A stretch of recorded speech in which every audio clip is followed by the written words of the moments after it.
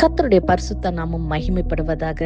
Today's promise verse is taken from 1 John chapter 5 verse 4. We achieve this victory through our faith. 1 யோவான் 5ஆம் அதிகாரம் 4ஆம் வசனம். நம்மளுடைய விசுவாசமே உலகத்தை ஜெயிக்கிற ஜெயம். Have you ever felt like life is a constant battle? நீங்கள் வாழ்க்கை ஒரு போராட்டம் போல உணர்கிறீர்களா? இந்த நாளிலே கர்த்தர் நமக்கு கொடுக்கின்ற நம்பிக்கையின் வாக்குத்தத்தத்தின் மூலமாக அவர் சொல்லுகிறார், உங்களுடைய விசுவாசமே உலகத்தை ஜெயிக்கிற ஜெயம் என்று. ஆம் பிரியமானவர்களை, இதை கேட்டுக்கொண்டிருக்கிற நீங்க, ஒருவேளை என் வாழ்க்கை ஒரு போராட்டம் போல இருக்கிறது, ஒரு பிரச்சனை மாற்றி இன்னொரு பிரச்சனை வந்து கொண்டே இருக்குன்னு சொல்லி சோர்ந்து போயிருக்கிறீங்களா? அல்லது உங்க உள்ளத்துல ஏதோ ஒரு பயம், ஒரு அமைதி இல்லாத ஒரு சூழ்நிலை, ஏதோ ஒரு காரியத்தை கொடுத்து கவலைப்பட்டு கொண்டு இருக்கிறீங்களா? ஒருவேளை உங்க இருதயத்துல ஒரு மரண பயமா கூட இருக்கலாம் இந்த நாளிலே. ஆனா நீங்க எவ்வளவு ஸ்ட்ராங்காக, எவ்வளவு பலமாக இருக்க முயற்சி செய்தாலும் பல நேரத்துல நீங்க சோர்ந்து போகிறீங்க அல்லவா? ஏதோ ஒரு கேள்வியோட இன்னைக்கு உங்க இருதயத்துல இந்த எல்லாவற்றையும் நான் எப்படி ஓவர் கம் பண்ண, எப்படி நான் ஒரு சக்சஸ்ஃபுல்லா ஒரு விக்டோரியஸான லைஃபை நான் லீட் பண்ணணும்னு சொல்லி ஒரு கேள்வியோட நீங்க காணப்பட்டீங்கன்னா, இன்னைக்கு கர்த்தர் உங்களை நோக்கி பேசுகிறார்.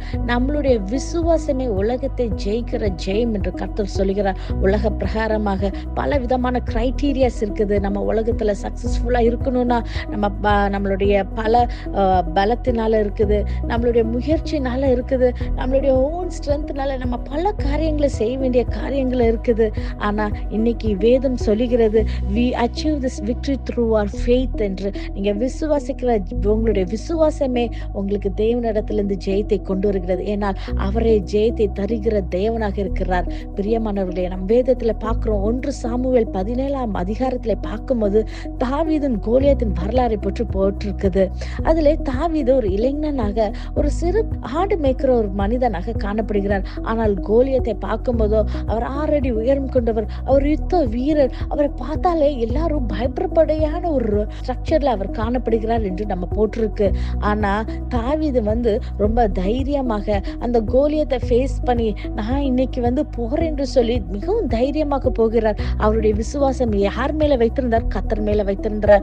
1 சாமுவேல் 17:46 வசனத்தில் அவர் சொல்லுகிறார், இன்றைய தினம் கர்த்தர் உன்னை என் கையில் ஒப்பு கொடுப்பார் என்று சொல்லி ஒரு ஃபெய்த் டிக்ளரேஷனை அவர் கோலியாத்துக்கு முன்பாக அவர் கொடுக்கிறார். அடுத்த வசனத்துல சொல்லுகிறார், யுத்தம் கர்த்தருடையது என்று. ஆம் பிரியமானவர்களே, அவருடைய விசுவாசத்தின்படி அவர் கையில இருந்ததோ, தாவீதின் கையில இருந்ததோ 5 கூழாங்கற்களும் ஒரு கவனை வைத்துக்கொண்டு அந்த கோலியத்தை எதிர்த்து போராடுகிறார். அந்த கோலியத்தை தலை முதல் பாதம் வரை அந்த யுத்தத்துக்குரிய எல்லா விதமான பாதுகாவலையும் அவர் அணிந்திருக்கிறத நம்ம பார்க்கிறோம். ஆனா தாவீது கையில இருந்தது வெறும் 5 கூழாங்கற்கள். அந்த ஒரு கல்லை அந்த கவன்ல வைத்து அவர் அடிக்கும் பொழுது அவர் நெற்றியில, கோலியாத்தின் நெற்றியில பற்று அவர் கீழே அப்படியே மடிந்து உழுகிறத நம்ம பார்க்கிறோம். இந்த தினத்துல தாவீதுக்கு வெற்றியை கொடுத்த தேவன், அவர் விசுவாசத்தை கனப்படுத்திய தேவன் இன்னைக்கு உங்களுடைய விசுவாசத்தையும் நிச்சயமாக கனப்படுத்தி உங்களை ஜெயிக்கிறவர்களாக, உலகத்தை ஜெயிக்கிற ஜெயம் இந்த நாளிலே உங்க கரத்துல இருக்குது. பிரியமானவர்களே, today your Goliath may not be a person. It may be a fear, sickness, or financial struggle, family problems, or restlessness. But the truth is, you don't need to be strong.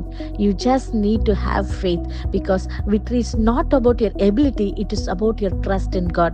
இதை விசுவாசிக்கிறீங்களா? நம் கண்களை மூடி ஜெபிப்போம். நேசிக்கிற நல்ல தகப்பனே, இந்த காலை வேலைக்காய் உமக்கு நன்றி செலுத்துகிறோம் கர்த்தாவே. அப்பா, நீர் கொடுத்த அந்த வாக்குத்தத்த வசனத்துக்காய் உமக்கு நன்றி செலுத்துகிறோம் கர்த்தாவே. ஆண்டவரே, இதை கேட்டு ஜெபிக்கிற ஒவ்வொரு பிள்ளைகளோட இருதயத்துல அப்பா, நம்முடைய மேலே அப்பா அதிகமாய் விசுவாசத்தோட வளர, ஆண்டவரே அதிகமான விசுவாசத்தினால் நீர் பிள்ளைகளை நிரப்பும்படியாக ஜெபிக்கிறோம் கர்த்தாவே.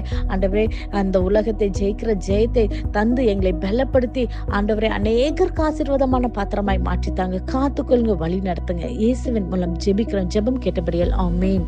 God bless you.